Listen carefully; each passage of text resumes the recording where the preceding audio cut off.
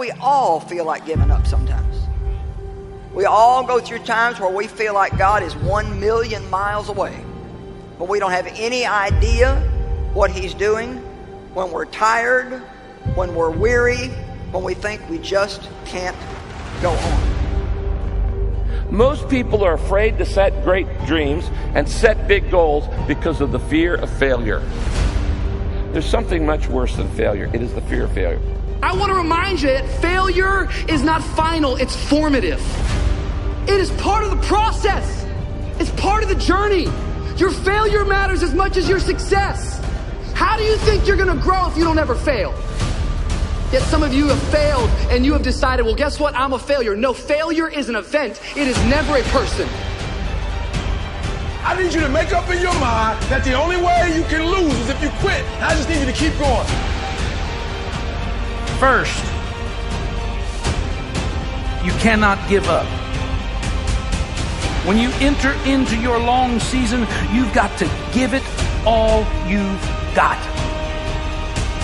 When people go into a season of struggle, the first thing that they want to do is take a sabbatical. But whenever trouble comes, the only way that you can get through trouble is work your way through it. Make a declaration to yourself. Declare all-out war that you're going to get out of this rut. I suggest to you that if you are facing a challenge, don't stop. Stay busy. Work your plan.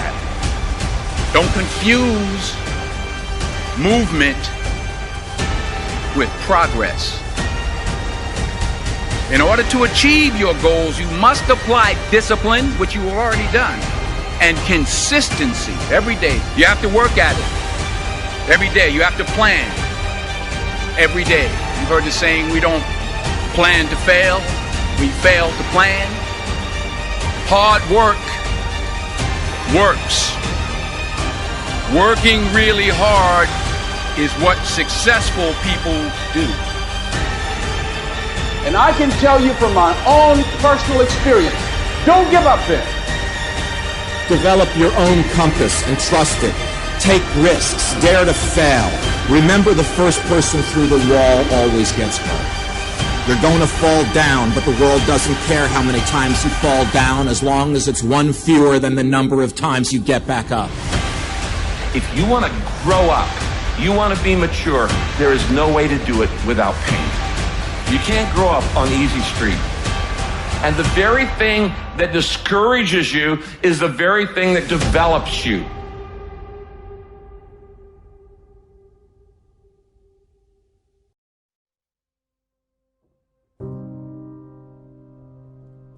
Make one room in your house as beautiful as possible. That's what I'm writing about now.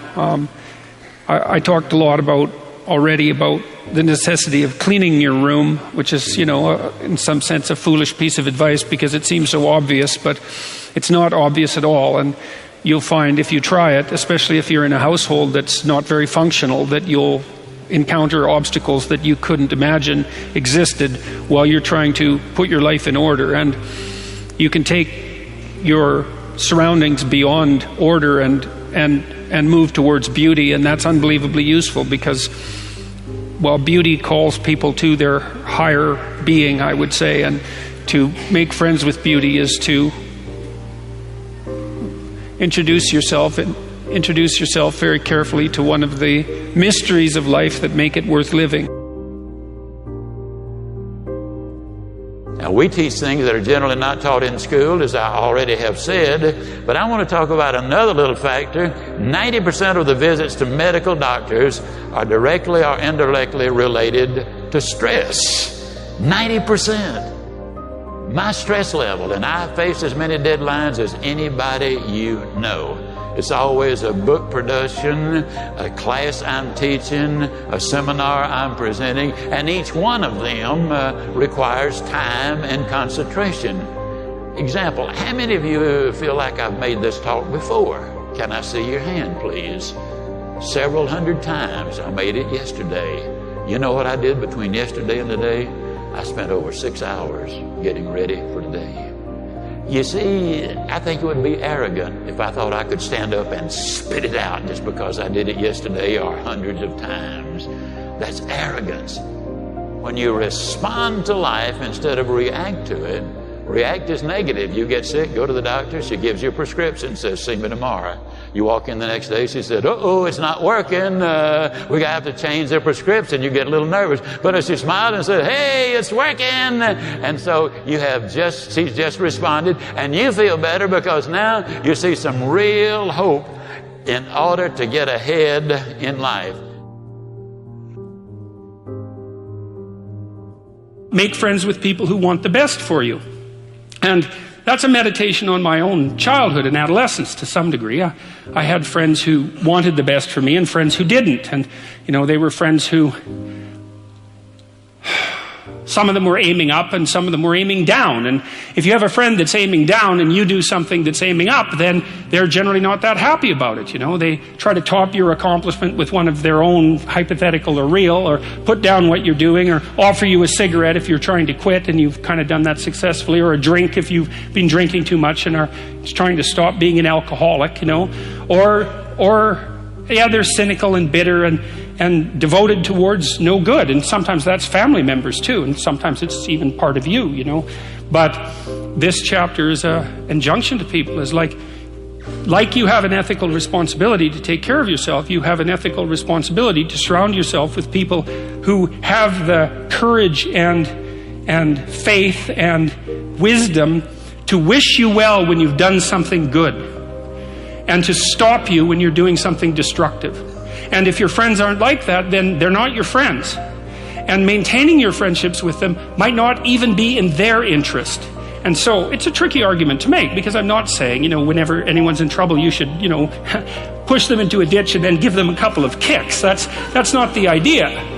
The idea is that, but I had a couple of rules I didn't write about. One was be careful about whom you share good news with, and another was be careful about whom you share bad news with. And those rules ring in people's minds quite quickly. A friend is someone you can share good news with, You go to them and you say, hey, look, this good thing happened to me. And they say, look, I'm so happy that happened to you. Like, way to be. And they don't think, God damn it, why didn't that happen to me? And you didn't deserve it. Here's a bunch of reasons you're stupid and why it won't work. It's like, that's not helpful. And so I would say, if people are, the other thing people are doing, if they're trying to drag you down, let's say, is they're trying to see if you'll put up with it. Because they have this idea that maybe life isn't worth living and things aren't good, and that if they can besmirch, let's say, to use an archaic term, something that's pristine and good, then they demonstrate to themselves that there is no true ideal and that there's no necessary reason to be responsible and to strive forward. And so they use you as a test case. I'll just push you down into the low lobster bin and see how you respond. And if you put up with it, then yeah, my cynicism is fully justified.